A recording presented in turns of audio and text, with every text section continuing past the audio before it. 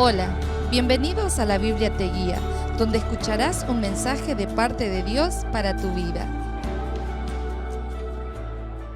Buen día para todos, un abrazo grande y que la gracia del Señor esté en este día llenando nuestras vidas por medio de su Espíritu, por medio de su palabra, renovando nuestro entendimiento, aumentando nuestra fe en la comunión, en esta gracia tan preciosa que hemos recibido y que, como dice el apóstol Pablo, es el terreno amplio sobre el cual podemos caminar cada día, como un terreno amplio en el cual podemos echar raíces profundas y absorber la rica savia de la vida eterna que tenemos en Cristo Jesús, y que esa vida pueda en cada uno de nosotros fructificar, que podamos llevar fruto abundante, mucho fruto que glorifique a nuestro Padre Celestial.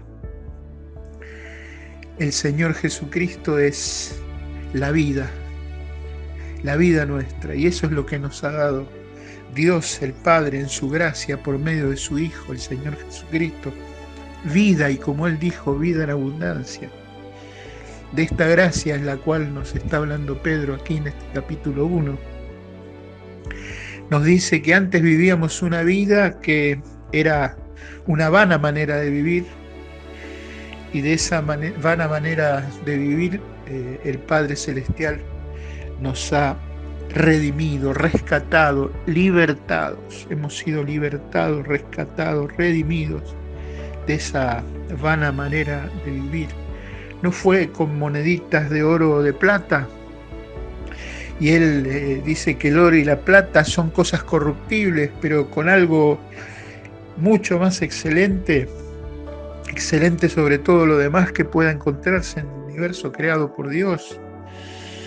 Y esto muy costoso y muy apreciada y querida por el Padre, es la preciosa sangre que su Hijo derramó allí en la cruz del Calvario.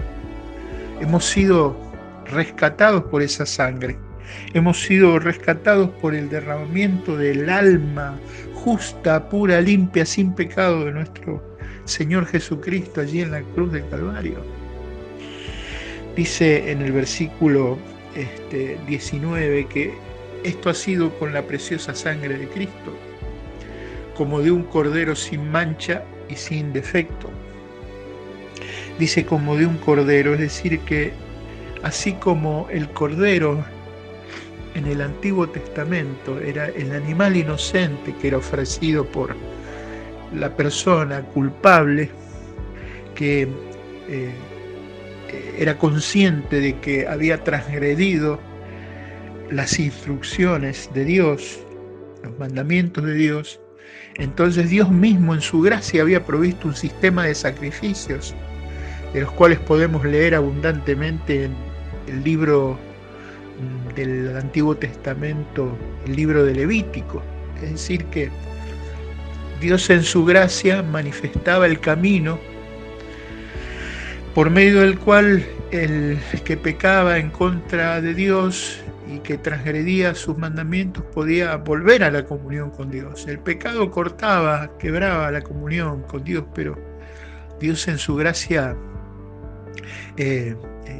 ofrecía un camino de regreso a la comunión, y era el sacrificio, era el animalito inocente, el cordero, que era llevado al tabernáculo o al templo, y luego allí era ofrecido como sacrificio.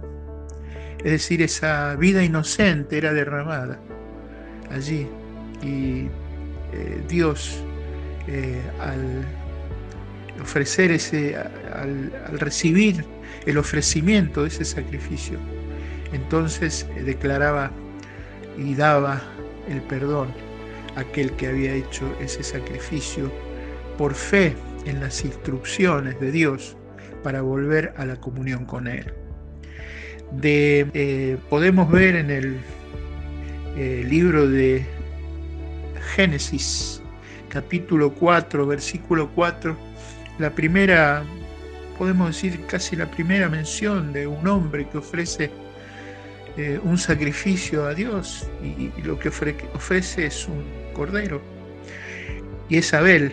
Génesis 4:4 leemos: y Abel trajo también de los primogénitos de sus ovejas, de lo más gordo de ellas, y miró Jehová con agrado a Abel y a su ofrenda.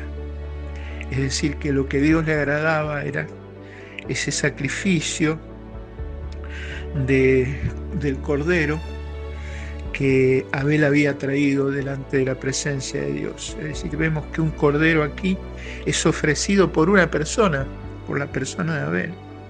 Seguimos más adelante y llegamos al libro de Éxodo. En el libro de Éxodo, en el capítulo 12, en el versículo 3, encontramos la instrucción que Dios le da a las familias de Israel para que celebraran la Pascua, y este es, digamos así, el capítulo final del drama de la liberación del pueblo de Israel de la esclavitud en Egipto. Faraón se había endurecido cada vez más, no dejaba salir al pueblo, pero llegaba el momento en que el desenlace se iba a producir, el pueblo iba a salir, y esto iba a costar la vida de todo primogénito, de los habitantes humanos de Egipto, así como de sus bestias, de sus animales. Y le dice Dios al pueblo que cada familia, para quedar protegida de esto que iba a venir sobre los primogénitos, ellos debían de escoger un cordero. Dice en el capítulo 12, versículo 3 del libro de Éxodo, dice: hablad a toda la congregación de Israel diciendo. Es decir, para toda la nación era esta palabra, pero específicamente para la familia, dice: en el 10 de este mes, tómese cada uno un cordero según las familias de los padres, un cordero por familia. Vemos entonces aquí que un cordero es ofrecido por una familia para ser protegidos del juicio que venía. Seguimos más adelante en este mismo libro, en el capítulo 29, versículo 38 y 39, dice así, hablando de las instrucciones que Dios les estaba dando a través de Moisés para cuando construyeran el tabernáculo. Está en medio de estas instrucciones, entonces les instruye a la nación diciéndole esto: esto es lo que ofrecerá sobre el altar, 2 corderos de un año cada día continuamente. Dice en el versículo 39, ofrecerás uno de los corderos por la mañana y el otro cordero ofrecerás a la caída de la tarde. Esto debía de ser hecho cada día continuamente. Entonces vemos aquí que hay un cordero, o mejor dicho, sí, un cordero a la mañana y un cordero a la tarde, que debía de ser ofrecido por una nación, la nación de Israel. Este era el holocausto continuo que Israel debía de ofrecer. Corderos sacrificados por una nación. Y cuando llegamos al Nuevo Testamento, al Evangelio según San Juan, vemos que Juan el Bautista proclama del Señor Jesús estas palabras. Dice: he aquí el Cordero de Dios que quita el pecado del mundo. Así que vemos que a lo largo de la Escritura el Cordero era un símbolo para Israel, y a través de la Biblia ahora para todos los que creemos en el Dios de Israel y en el Dios en realidad de todas las naciones de la tierra por medio de Jesucristo. Es decir, el Cordero, la enseñanza que Dios nos da a través de un Cordero inocente que muere por el culpable. Y cuando llegamos, decíamos, al Nuevo Testamento, encontramos que este Cordero se identifica con una persona, y esta persona es la persona del Señor Jesucristo, tal cual como le identificó Juan el Bautista.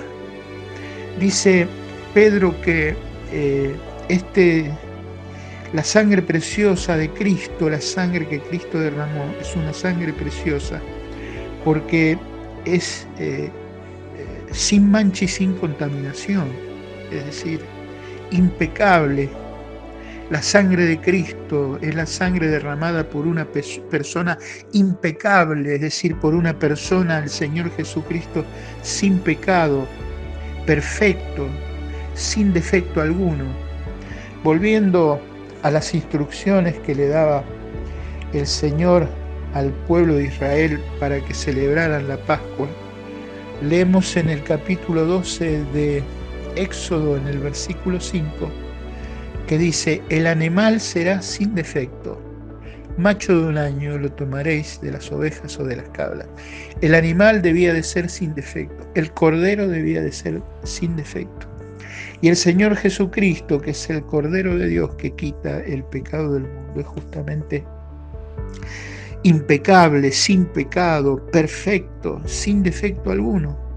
Dice en Isaías 53, versículo 9, hablando del Mesías Salvador, 700 años antes de la manifestación de Jesucristo.